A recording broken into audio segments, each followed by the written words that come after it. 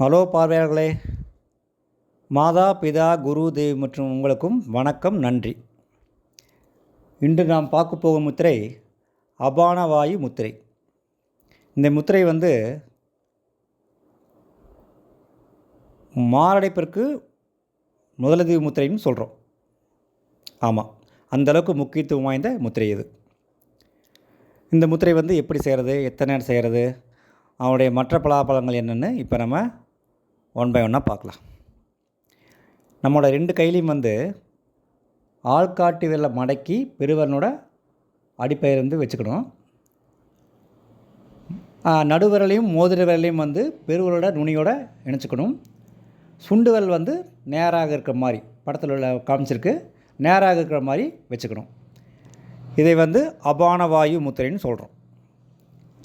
இந்த முத்திரை எத்தனை நேரம் செய்யணும்னு கேட்டிங்கன்னா 20லேருந்து 40 நிமிஷம் செஞ்சுக்கலாம். ஒரே தடவை பண்ணால் ரொம்ப நல்லது. முடியாதவங்க அதை 2 தடவை பிரித்து செஞ்சுக்கலாம்.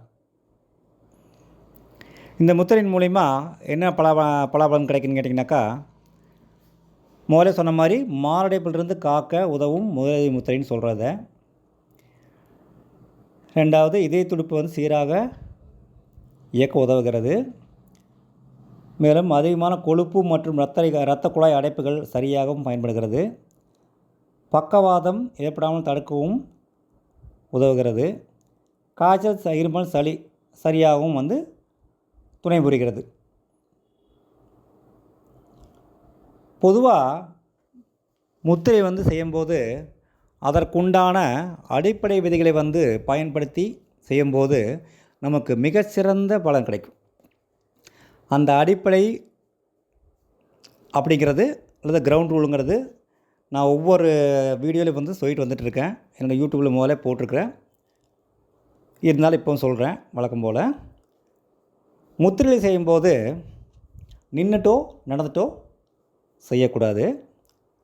முத்திரை செய்யும்போது நம் கை காலில் அணிகலன்கள் இருந்தாலும் கழட்டி வச்சுட்டு பண்ணுங்கள். முத்திரை செய்யும்போது ஒரு விரிப்பின் மீது அமர்ந்து, இல்லை மல்லாக்கா பார்த்து படுத்த மாதிரி முதுகுத்தண்டு நேராக இருக்க மாதிரி வச்சுட்டு முத்திரைகள் பண்ணணும்.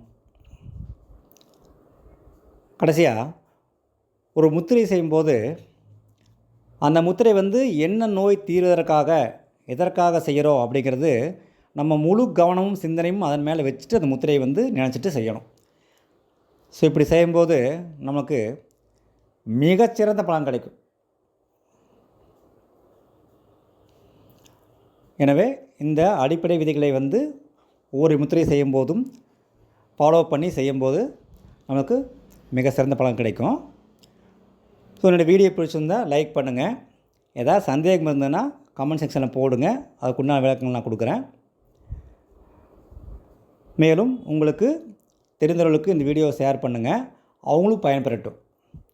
என்னோடய வீடியோ தொடர்ந்து கிடைக்க சப்ஸ்கிரைப் பண்ணுங்கள், பெல் பட்டன் அமுத்திக்கங்க. நன்றி.